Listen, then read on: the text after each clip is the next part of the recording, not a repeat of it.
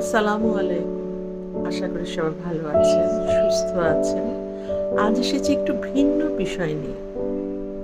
চলুন আজকে চাটগাঁয়া ভাষা আর শুদ্ধ ভাষার মধ্যে কত মিল আর অমিল দেখি।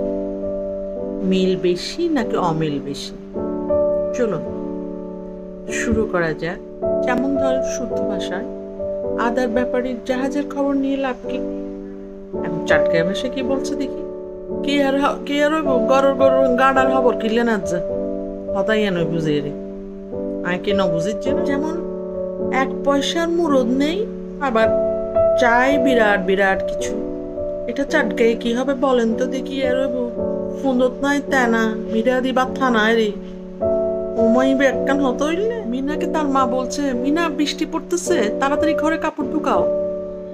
চাটগাঁয়ে আরে যে মিনা বাইরে বৃষ্টি পড়ে জমজমা এর বৃষ্টি পড়ে ঘর থরিন ঢুকাছো না হত্ত ঢুকে বিজে তুই আয় গেলে আই আই যাইম না থর ঢুকে ফেললে। কোনো কথাতে কথা আমরা যখন বলি মারে মা কি অবস্থা একটা এটা চাটগাঁয়েতে কি বলে শুনে তার কি হইব ইল্লে হইবে যে বাচ্চা হোদা কেন ইয়ে যে ইল্লা ও বাচ্চা মা তার মেয়েকে ডেকে বলছে, কে তুই খেতে আসবি না? আর কত দেরি করবি?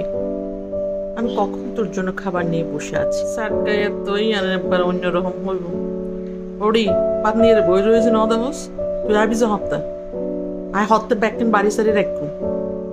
কেমন লাগলো? ভাষাগুলো কি আসলেই মিল আছে? আমার তো মনে হয় না, অনেক অমিল। আসলে এক এক জায়গার ভাষা এক এক রকম। কেন লাগি পছন্দ হই না অন্য পছন্দ হই বাংলা ভাষা শুদ্ধ ভাষা না চাটগাঁয়া ভাষা? এক এক জায়গার এক এক ডইল্লা ভাষা ডইল্লা কিন্তু এখন ভালো থাকুন, সুস্থ থাকুন, নিরাপদ থাকুন, সাথেই থাকুন। আল্লাহ হাফিজ।